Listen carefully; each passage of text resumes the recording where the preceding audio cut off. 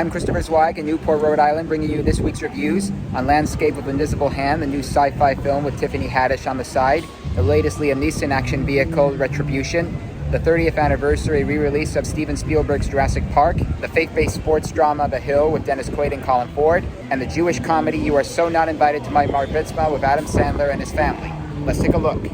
Our first movie is Landscape of Invisible Hand. In comparison with a recent sci-fi dramedy, Jules, with Ben Kingsley befriending an alien who crash lands in his flowers, that was a good-hearted movie compared to Corey Finley's next film, which has an interesting concept regarding visiting aliens whose technology practically caused another Great Depression for Earth, but is filled with one too many arguments. It's actually exhausting. As the film begins, we meet two youngsters, Asante Blackk as the artist Adam and Kylie Rogers as his classmate Chloe. Her family is homeless, and so he offers them to stay with his family, much to the dismay of his mother, played by Tiffany Haddish. The two fall in love and decide to broadcast their romance to the aliens who reproduce asexually, but then trouble brews. Their families argue, they argue, and they're sued by the aliens for failing to convince them they are in love. That is, unless Adam's mother marries one of them. Are you following this? You are deceiving your viewers. What? Deceiving? The title of your broadcast is Adam and Chloe in Love, and yet you are not in love.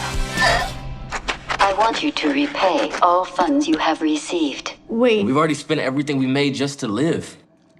Then I will take you to court, and your families will be in debt for approximately 6 generations. Landscape of Invisible Hand has some tickles and concepts that would have worked better in another movie with another premise, but it wastes that potential on these ugly aliens and all this negativity from everyone. The arguments go on and on to the point of aggravation. This is a real missed opportunity.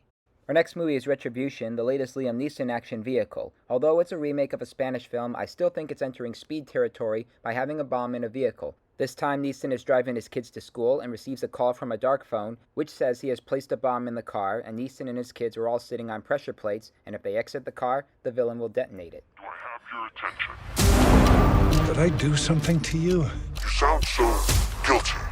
What do you want? Drive to this location. When other bombs kill some of Neeson's associates, he's accused of being the bad guy. You think I'm the bomber? Well, I guess you've had a tough day. Retribution has some fun car chases and would-be Hurt Locker moments, but what are we really missing? Money transfers, explosions, and family arguments? I'm just glad they cut back on those conflicts, unlike Landscape of Invisible Hand. Neeson is an action hero who knows how to appeal to the right crowd, but this is a lame take-and-meet speed splice, so skip it. Next up, I talk about the 30th anniversary re-release of Jurassic Park, Steven Spielberg's 1993 dinosaur epic. It's the one that really convinced us these dinosaurs have been resurrected by industrialist John Hammond, played by Richard Attenborough. He's the one who wanted to make a theme park on an island and invites a variety of people, including his niece and nephew, archaeologist Dr. Alan Grant, played by Sam Neill, and Ellie Sattler, played by Laura Dern, and mathematician Dr. Ian Malcolm, played by Jeff Goldblum. Well, we clocked the T-Rex to 32 miles an hour. T-Rex? Mm-hmm. You said you've got a T-Rex? Uh-huh. Say again. We have a T-Rex. The dinosaurs break free and all hell breaks loose. While we're dazzled at their special effects, we're also at the edge of our seats by their attacks. The last two Jurassic Park sequels, labeled under Jurassic World, were lousy on a number of accounts, but the original is always the best. I'll always cherish the ride at Universal Studios, and I'll always enjoy the non-stop thrills. As I like to say, stick to the classics. Our next movie is The Hill, a faith-based sports drama based on the true story of how Ricky Hill became a baseball star despite his spinal disease condition. When we see him in his youth, he is great at swinging the bat and wishes to play the game, but his strict pastor father, played by Dennis Quaid, doesn't approve of his dream. You can't play baseball. You're going to get ridiculed, and you're going to wind up with an injury that you'll never get over. God's going to give you a higher calling. But all I want to do is play. The young Ricky is played by Jesse Berry, while the teenager is played by Colin Ford. He plays the game while damaging his condition further. Son, you might be better, but you are not healed. Your bones are rapidly depleting. It'll be a miracle if you ever walk again. You seen this? Major league trials. You're going to paralyze him. I don't need you filling him full of false hope. He's my son. The Hill was written by Angela Pizzo, who also wrote Rudy, and the late Scott Marshall Smith, who also did Men of Honor. Why would I be praising a film that has its formulas? Because I can see when it has its heart in the right place and wants us to root for the kid to make it through the sport and whatever obstacle his condition places him in. It has some likable performances and good spirits to keep swinging, so check it out.